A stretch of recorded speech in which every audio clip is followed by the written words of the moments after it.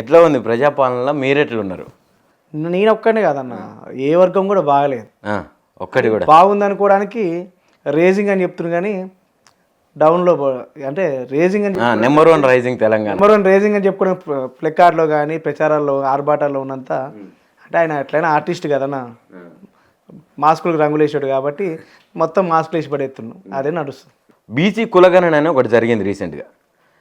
BC కులగణనల చాలా అవకతవకలు ఉన్నాయని చెప్పి బీసీ సంఘాలు పెద్ద ఎత్తున విమర్శలు చేయడం కానీ, ఇది తప్పు కంప్లీట్గా మళ్ళా రీసర్వే చేయాలని చెప్పి కూడా కొన్ని కుల సంఘాలు, బీసీ సంఘాలు పెద్ద ఎత్తున ఉద్యమాలు చేస్తున్న పరిస్థితి చూస్తూ ఉన్నాం. ఎట్లా చూస్తారన్నా మీ పాయింట్ ఆఫ్ వ్యూలో ఆ బీసీ కులగణన అనేది ఎట్లా ఉంది? మీకు సునామీ వచ్చింది తెలుసా, దాంట్లో చాలామంది చచ్చిపోయారు తెలుసా. మీకు కరోనా వచ్చింది తెలుసు, మొన్న వచ్చింది కాబట్టి చాలామంది చచ్చిపోయారు. సునామీ రాకోకుండా, కరోనా రాకోకుండా రేవంత్ రెడ్డి పాలనలో 20 లక్షల మంది బీసీలు చచ్చిపోయారు ఒక్క దెబ్బకి. ఎట్లా సాధ్యం ఉన్నది? నేనే అంటున్నా కదా, ప్రకృతి విపత్తులు జరిగితేనే కొన్ని మరణాలు, సునామీలు, తుఫానులు వచ్చినా వరదలకు కొట్టుకపోతారు. కానీ రేవంత్ రెడ్డి అనే వరద వచ్చి 20 లక్షల మంది బీసీలు కొట్టుకపోయారు. అంటే వాస్తవానికి నేనేమంటున్నంటే ఇంత విపత్తు ఎట్లొచ్చిందో మాకే అర్థం కావట్లేదు. ఆ విపత్తు ఒక్కసారి ఓటేసినందుకు ఈ 3 ఫీట్ల ముఖానికి వేస్తే 21 లక్షల మంది దాకా కొట్టుకపోయారు. నువ్వు జనాభా లెక్కేసినప్పుడు వాస్తవానికి నేనే పాల్గొనలేదన్నా. ఎందుకు పాల్గొనంటే ఇది కరెక్ట్ ప్రాసెస్ కాదు. మా మా మా భూముల గురించి చెప్పాలా, మా కుటుంబం గురించి చెప్పాలా, మా గొర్రెల గురించి చెప్పాలా, మా బర్రెల గురించి చెప్పాలా, మా ఆర్థిక వనరుల గురించి చెప్పాలన్నప్పుడు మాలాంటి వాళ్ళు బహిష్కరించినాం. ముఖ్యంగా అది ఒక కాంగ్రెస్ పార్టీ సర్వే అయిపోయింది కానీ బీసీ కులగణన కాదన్న.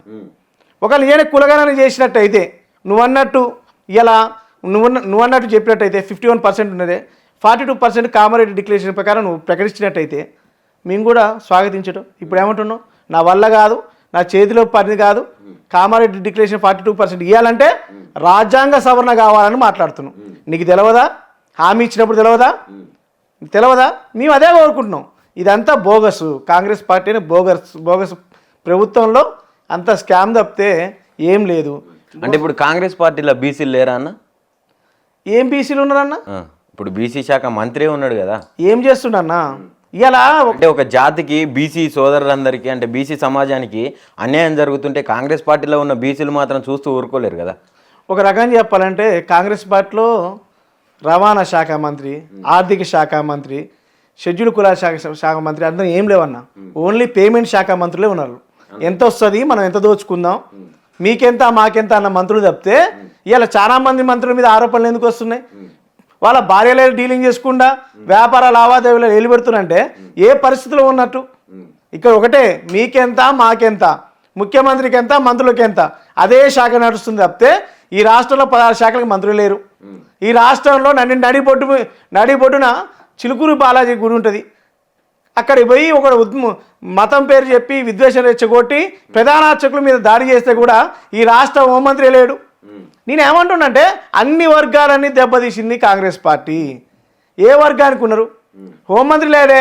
అయితే మీరు అంటున్నటువంటి మంత్రివర్గం ఏదైతే లేరు అని చెప్తున్నావో వాళ్లకు, అంటే రేవంత్ రెడ్డి తప్ప వేరేటోళ్ళు ఎవరైనా ఆయా మంత్రుల, అంటే ఆయా శాఖలకు అర్హులు ఉంటే ఖచ్చితంగా ఇచ్చేటోడేమో రేవంత్ రెడ్డి.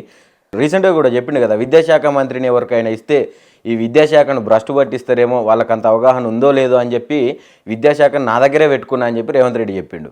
రాష్ట్రంలో 1003 గురుకుల పాఠశాలలు పెట్టి బడుగు బలహీన వర్గాలందరినీ కూడా విద్యాభివృద్ధుల కోసం గత ప్రభుత్వం కేసీఆర్ గారు సంపన్న వర్గాలందరినీ కూడా కాపాడడానికి మొత్తం కూడా ఒక వ్యవస్థను ఏర్పాటు చేసి 1003 గురుకుల పాఠశాలలు పెట్టిన ఘనత కేసీఆర్కు ఉంది. కాబట్టి ఈ ఘనతను ఎట్లయినా కేసీఆర్ ఆనవాళ్ళు జరిపేయాలనే ఉద్దేశంతో ఆకునూరు మురళి ఒక వేదాంతం చెప్పే ఒక దుర్మార్గుడు వీడిద్దరు కలిసి ఇవాళ ఏం చేస్తున్నారంటే ఈ గురుకుల పాఠశాల ఎత్తేయాలని. అదే వేరే విద్యాశాఖ మంత్రి ఉంటే కనీసం భువన పెడతారు కాబట్టి వేరే విద్యాశాఖ మంత్రి పెట్టలేడు. కాబట్టి ఈ ఆకునూరు మురళియాను ఈ రాష్ట్ర ముఖ్యమంత్రి కుట్రలో భాగంగానే గురుకుల పాఠశాల విద్యాశాఖ మొత్తం ఈయన కాడ పెట్టుకొని విద్యార్థులు కనీసం భూ పెట్టుకోకుండా 60 మంది చావు కారణమైంది ఈ రాష్ట్ర విద్యాశాఖ మంత్రి కూడా ఈ రాష్ట్ర ముఖ్యమంత్రి. అంటే ఈయన పనివంతుడు అయితే పిల్లలు చచ్చిపోరు కదా. ఒకే స్కూల్లో 6 పాము కరిచింది. ఒక పావును చంపలేని ముఖ్యమంత్రి పరిపాలన ఎట్లా శాతం అవుతుంది? పరిపాలన ఎట్లా కుదురుతుంది? నవ్విబోదుగా నాకేం సిగ్గు అన్నట్టు రాష్ట్ర ముఖ్యమంత్రి కులగణనని ఇంకోసారి ఈ రాష్ట్రంలో ఏ వర్గం అన్నా గత సంవత్సర కాలంలో నాకు ఇది వచ్చింది, నేను సంతోషంగా చెప్పిన ఒక్కరిని చూపెట్టండి. ఒక్కరు లేరండి. ఒక్కరు లేరు. రైతు బంధు రాక, కాలం నీళ్లు రాక, కరెంటు రాక కష్టకాలం ఉన్న రైతాంగాన్ని కాపాడడానికి మాలాంటి రైతాంగం బయటకు వస్తుంది తప్పితే మేము పోయి పడుతున్నాం. నువ్వు ఫార్మాసిటీ అని ఆ భూములు ఈ భూములు లాక్కుంటే మేము బీఆర్ఎస్ పార్టీని తడుతురు రైతులందరూ. ఎందుకు? నువ్వు కరెక్ట్ అయితే నీ కాడికి వస్తాగా. ఈ దేశంలో ల్యాండ్ యాక్విజిషన్ జరిగిన పెద్ద పెద్ద ప్రాజెక్టులు కట్టే కేసీఆర్ గారి కంటే నువ్వేం ప్రాజెక్టులు కట్టలేదు, ఇటుక పిల్ల కూడా పెట్టలేదు. కానీ ఎందుకు ఇంత వ్యతిరేకత? అయితే బీఆర్ఎస్ వాళ్ళే కావాలని రైతులను కానీ తెలంగాణ ప్రజలందరినీ కూడా రెచ్చగొట్టి చిన్న చిన్న విషయాలకు కూడా పాయింట్అవుట్ చేసి చూపించే ప్రయత్నం చేస్తారు. అవును, రెచ్చగొడుతున్నాం. బీఆర్ఎస్ పార్టీ రైతులను రెచ్చగొడుతుంది. ఎందుకు కొడుతుంది? రైతు బంధుని రైతు భరోసా ఇస్తాను ఎందుకు ఇట్లేదని రెచ్చగొడుతున్నావు. రుణమాఫీ ఎందుకు చేయలేదని రెచ్చగొడుతున్నావు. ఆడపిల్ల తులం బంగారం ఏమైందని రెచ్చగొడుతున్నాం. పేద భూమి ఎందుకు లాక్కున్నా రెచ్చగొడుతున్నాం. మీరు రెచ్చగొట్టడమా? వాళ్ళ హక్కుల కోసం మేము పోరాడుతున్నాం. మా బీఆర్ఎస్ పార్టీ, భారత రైతు సమితి పార్టీ అని వాళ్ళే గొప్ప చెప్పుకుంటారు. ఈ రాష్ట్రంలో ఏ వర్గం ఏ వర్గం కూడా ఇబ్బంది పడుతున్నా బాగలేకపోయినా వాళ్ళు బీఆర్ఎస్ పార్టీని తడుతుర్రు. మరి ఇప్పుడు బీఆర్ఎస్ పార్టీని నమ్మి, అంటే కష్టాలలో ఉన్నప్పుడు బీఆర్ఎస్ అండగా ఉంటుందని నమ్మిన ప్రజలు ఎందుకు బీఆర్ఎస్ ఓడించిరే? మనిషి అనేది ఆశాజీ, వాళ్ళకు ఒక ఆలోచన ఉంటుంది. నేను మా అన్న ఒక ఇల్లు కట్టుకున్నట్టు నేను 2 ఫ్లోర్లు కట్టుకోవాలా, పక్కనోడు 1 ఎకరం కొనుక్కుంటే మనం 2 ఎకరాలు కొనుక్కోవాలా. కేసీఆర్ రైతు బంధు 10,000 ఇచ్చిన రైతు భరోసా 15,000 ఇస్తా అంటుండు. ఒకసారి పొరపాటు గ్రహపాటు ఓటైతే 15,000 వస్తాయంటే ఉన్నలా కూడా వీకిండు. ఇప్పుడు అర్థమవుతుంది కదా. నేనేమంటున్నానంటే కేసీఆర్ గారిని తిట్టేది ఈ ప్రపంచంలో ఒక లంగా దొంగ ఉండంటే అది రేవంత్ రెడ్డి. ఏం మాట్లాడతాడు? కూర్చుంటే సన్నాసి అంటాడు, లేతే సన్నాసి అంటాడు. కానీ కేసీఆర్ ఒక్కసారి కూడా రేవంత్ రెడ్డి పేరు చెప్పడానికి భయపడుతున్నాను. నిన్న మొన్న సోషల్ మీడియాలో మాట్లాడుతున్నాను. నేనేమంటున్నానంటే ఈ రాష్ట్రం తెచ్చిన వ్యక్తిని, రాష్ట్రం కోసం పోరాడిన వ్యక్తిని దేవుళ్ళలాగా 4 కోట్ల మంది కోరుకుంటారు. పొలిటికల్ కాకపోయినా తెలంగాణ తెచ్చిన దేవుడు అంటే కేసీఆర్. కానీ ఒక మాట అన్నావు అన్న, నువ్వు రేవంత్ రెడ్డి పేరు వలకడానికి కూడా కేసీఆర్కి దమ్ము లేదని చెప్పి అంటున్నాడు అని చెప్పి అన్నావు. మరి అది నిజమే కావచ్చు కదా. అంటే ఎందుకనంటే ఇప్పటిదాకా కూడా ప్రతిపక్ష హోదా వహిస్తూ ఇప్పటిదాకా కూడా అసెంబ్లీకి రాలేదు కేసీఆర్. రాడన్నా? భయపడే అంటావు? భయపడవా? 13 సార్లు ఎమ్మెల్యే అన్న, 2 సార్లు పార్లమెంట్ సభ్యుడు, ఒకసారి క్యాబినెట్ మినిస్టర్ ర్యాంకు. ఇప్పుడున్న నరేంద్ర మోడీ కూడా క్యాబినెట్ ర్యాంక్ మినిస్టరే. ఆయనకి పదవులు ముఖ్యం కాదు, ప్రభుత్వాలు ముఖ్యం కాదు. తెలంగాణ భౌగోళిక స్వరూపం కోసం, తెలంగాణ ప్రజల కోసం కొట్లాడిన వ్యక్తి. ఈ బచ్చా కోసం ఆయన మాట్లాడకపోవడం ఏందన్న? ఆయన భయపడడం ఏంది? నేనేమంటున్నానంటే రేవంత్ రెడ్డి ఏమంటున్నానంటే కేసీఆర్ అన్నట్టు ఆయన సన్నాసి అని ఒకసారి అంటున్నాను. నేను రేవంత్ రెడ్డి గారు కూడా అన్నాను, రేవంత్ రెడ్డి రాసి పెట్టుకో, నిన్ను నీ ప్రభుత్వానికి వచ్చే 4 సంవత్సరాల తర్వాత ఈ ప్రజలతో పాటు బీఆర్ఎస్ పార్టీ శంకరగిరి మాన్యాలు పట్టిస్తుంది. ఎవర్రా నువ్వు అసలు మాట్లాడడానికి? కేసీఆర్ సన్నాసన్నానికి ఏం సాయి నీది? నువ్వు ఎక్కడి నుంచి వచ్చినావు, ఎక్కడ మొదలు పెట్టినావు? తెలంగాణ ఉద్యమ చరిత్ర ఉందా నీకు? తెలంగాణ కోసం 14 సంవత్సరాల కొట్లాడిన చరిత్ర అయింది. తెలంగాణ నీళ్ళ కోసం, నిధుల కోసం, తెలంగాణ కోసం గొంతెత్తిన వ్యక్తి ఆయన.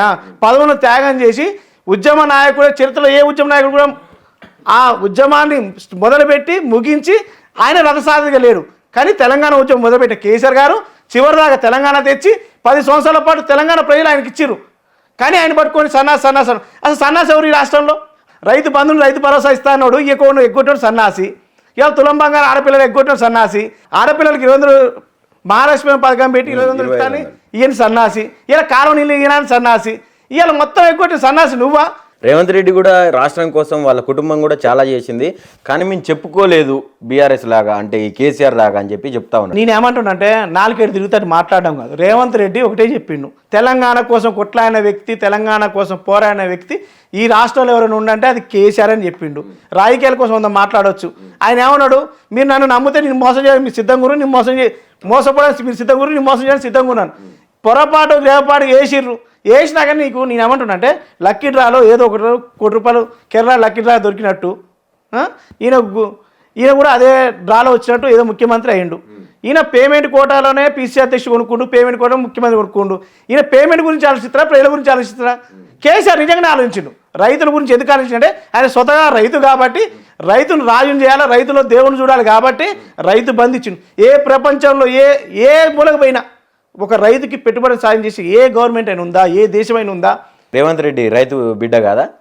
అరే నేనేమంటున్నా, మా నాన్న పోలీస్ పటేల్, మా తాత పోలీస్ పటేల్, నేను పోలీస్ పటేల్ కొడుకునని చెప్పిండు. కానీ అరే నేనేమంటున్నా, పోలీస్ పటేల్ కొడుకు కాబట్టే పోలీసులను పెట్టి రాజ్యాంగం నడిపిస్తున్నావు. ఆయన పోలీస్ కాలేకపోయిండు, ఎందుకంటే ఐదు సరిపోడు కాబట్టే ఇలా హోంమంత్రి పదవి తీసుకుండు. ఫ్రీగా వచ్చింది కదా, అనే ఒక పదవి తీసుకొని ఇవాళ ఆట ఆడిస్తుండు. కనీసం ఈ రాష్ట్ర ముఖ్యమంత్రి గతంలో అనేది కేసీఆర్ పట్టుకొని ప్రగతి భవన్ నుంచి బయటకు వెళ్ళట్లే, ఫామ్ హౌస్ నుంచి బయటకు వెళ్ళట్లే, ఇవాళ బంజారా నుంచి బయటకు వెళ్ళండి మగోడు ఎవడి నువ్వు కాదా?